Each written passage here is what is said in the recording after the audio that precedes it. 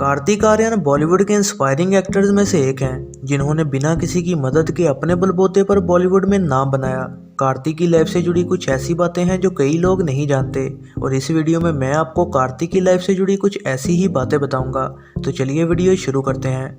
कार्तिक आर्यन ग्वालियर में पैदा हुए थे और उनको बचपन से ही शाहरुख और अक्षय कुमार की मूवीज एक्टिंग के लिए इंस्पायर किया करती थीं।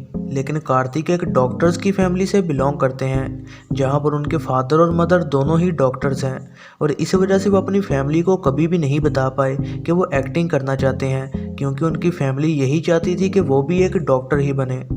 कार्तिक ने अपने एक इंटरव्यू में कहा था कि ग्वालियर में रहते हुए मुझे आइडिया ही नहीं था कि एक्टर कैसे बनते हैं और फिर जब मैं किसी को बताता कि मैं एक्टर बनूंगा तो सभी मेरा मजाक उड़ाते थे। यही वो वजह थी कि मैंने अपनी फैमिली को अपने एक्टिंग के पैशन का कभी नहीं बताया। कार्तिक ने जब अपनी स्कूल की पढ़ाई कर ली तो उन्होंने सोचा कि एक्टर बनने के लिए उन्हें किसी तरह मुंबई शिफ्ट होना पड़ेगा और इसी वजह से कार्तिक ने ग्रेजुएशन के बहाने मुंबई में एडमिशन लिया और वो यहाँ बीटेक की स्टडी करने लग गए और यहीं से ही उनका एक्टर बनने का सफ़र भी शुरू हुआ। मम्मी पापा को बोल के कि इंजीनियरिंग करने के बहाने से बॉम्बे आया, बट मैं कॉलेज बिल्कुल नहीं जाता था। सबसे पहली चीज़ जो मेरे टीचर ने मुझसे पूछी थी, उन्होंने पूछा था मेरा नाम बता दो तो वो तुम्हारा एग्ज़ाम है, क्लियर हो जाओगे।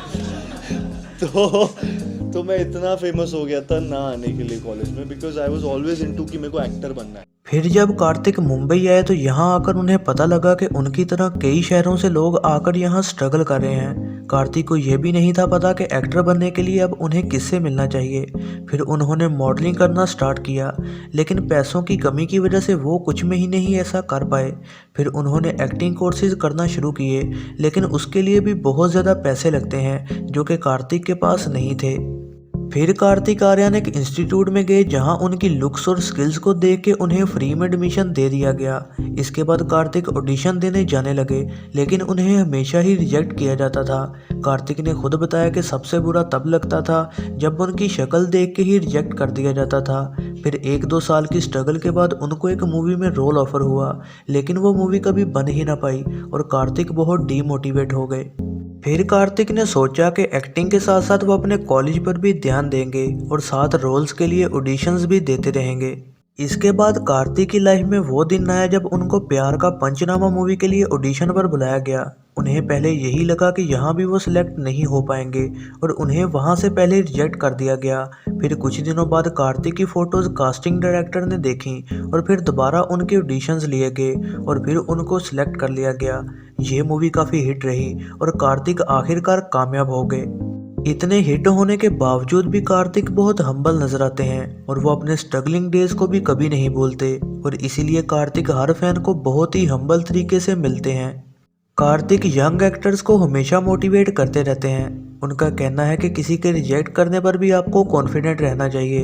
अगर आप सच में टैलेंटेड हो तो आपको रिजेक्ट करने में उनका ही नुकसान होगा।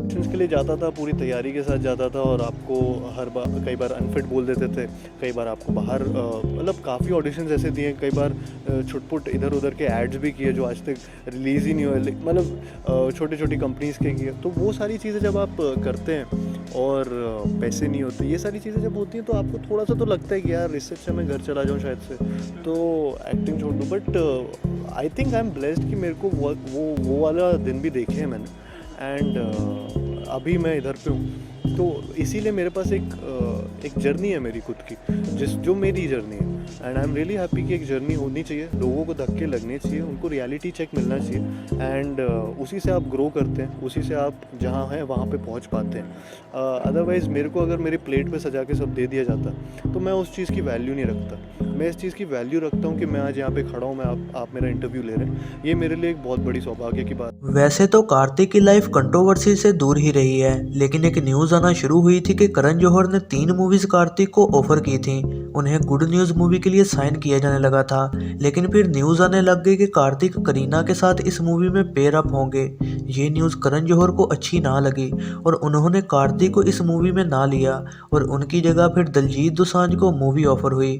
जब कार्तिक से इस बारे में पूछा गया तो उन्होंने कहा कि जी हाँ, ऐसा ही कुछ हुआ था, लेकिन मैंने मूवी को खुद रिजेक्ट किया था क्योंकि मुझे वो रोल अपने लिए अच्छा नहीं लगा था।